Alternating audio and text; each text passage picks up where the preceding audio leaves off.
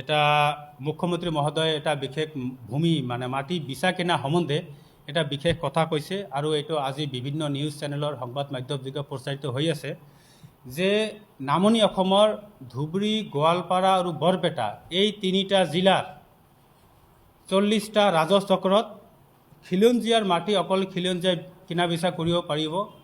এই বিষয়ে এটা ইতিমধ্যে কথা কৈছে আৰু আজিও তেখেতে মই ক'ৰবাত এটা খবৰ দেখা পালোঁ যে এই বিষয়ে এটা চিন্তা চৰ্চা চলি আছে বা এটা আইন আনিব।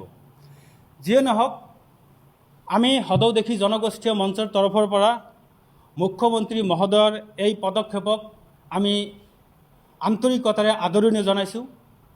আমি আদৰণি জনোৱাৰ কাৰণ হ'ল সদৌ দেখি জনগোষ্ঠীয় মঞ্চৰ জন্ম লগ্নৰে পৰা বা তাৰ পূৰ্বৰে পৰা বিভিন্ন প্ৰকাৰে বিভিন্ন স্থানত বিভিন্ন মাধ্যমেৰে আমি চৰকাৰৰ ওচৰত দাবী জনাই আছোঁ যে আমাৰ দেখি জনগোষ্ঠী বিশেষকৈ আমাৰ নামনি অসমৰ আৰু বিশেষকৈ ধুবুৰী জিলাৰ দেখি জনগোষ্ঠীয় মানুহখিনিৰ ভূমি বিক্ৰী কৰি কৰি সংকুচিত হৈ অহাৰ ফলত অকল আমাৰ অস্তিত্বই নহয়, ইয়াৰ লগতে ৰাজনৈতিক, অৰ্থনৈতিক, সামাজিক, সাংস্কৃতিক অস্তিত্বৰ প্ৰশ্ন থিয় হৈ উঠিছে।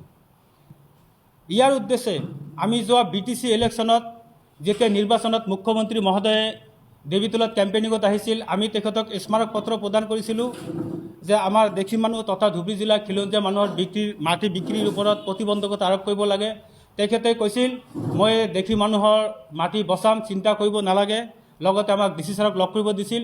আমি DC ছাৰক লগ কৰিছোঁ 3-4 দিন মূৰত। আকৌ DC ছাৰৰ যোগেদি আমি পুনৰ এটা মেমৰেণ্ডাম দিছিলোঁ, একেই মেমৰেণ্ডাম, বিষয়টা একেই আছিল। তাৰপিছত যোৱা 21 জুনত আমি বিলাসীপাৰাৰ নৱনিৰ্বাচিত বিধায়ক মাননীয় জীৱেশ ৰায় ডাঙৰীয়াক আমি সাক্ষাৎ কৰিছিলোঁ। সাক্ষাৎ কৰি তেখেতৰ যোগেদি মাননীয় মুখ্যমন্ত্ৰী ডাঙৰীয়ালৈ আমি এটা স্মাৰক পত্ৰ প্ৰদান কৰিছোঁ যাতে একেই কথা যে দেখীসকলৰ বা ধুবুৰী খিলঞ্জীয়া মানুহৰ ভূমিৰ বিক্ৰীৰ ওপৰত প্ৰতিবন্ধকতা আৰোপ কৰিব লাগে।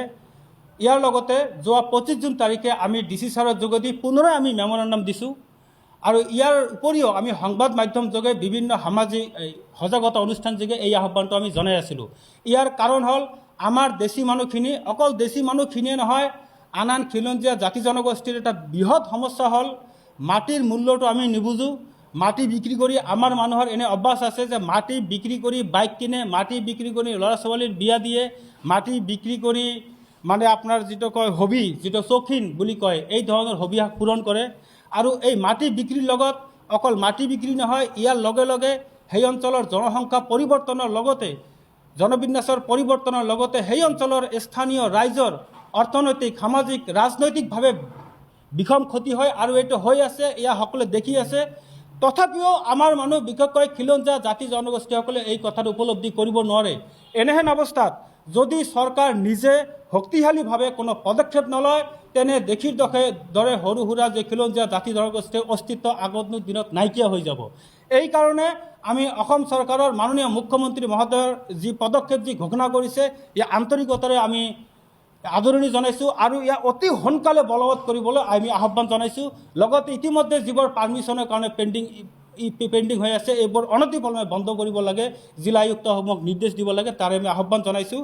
লগতে আৰু এটা কথা আমি কওঁ যে এই যে খিলঞ্জীয়াৰ মাটিৰ বিক্ৰীৰ যি প্ৰতিবন্ধকতা আৰোপ কৰিছে, ইয়াত যাতে কোনোপধ্যে যাতে দেশীসকলক বাদ দিয়া নহয়। দেশীসকলৰ এই অঞ্চলৰ খিলঞ্জীয়া জনগোষ্ঠী আৰু দেশীসকলৰে জাতীয় সংগঠন সদৌ দেখি জনগোষ্ঠীয় মঞ্চই সবাতকৈ সোচ্চাৰে আৰু আমি এই মেমৰেণ্ডাম দিছোঁ, বাৰে বাৰে স্মাৰক পত্ৰ দিছোঁ আৰু এই কথাটো আমি সোচ্চাৰে উপস্থাপন কৰিছোঁ। গতিকে আমি চৰকাৰৰ ওপৰত অনুৰোধ যাতে দেশীসকলৰ ভূমিৰ বিক্ৰীৰ ক্ষেত্ৰতো সমানে যাতে এই আইনৰ আওতাত যাতে আনি ভূমি বিক্ৰীৰ ওপৰত প্ৰতিবন্ধকতা আৰোপ কৰে।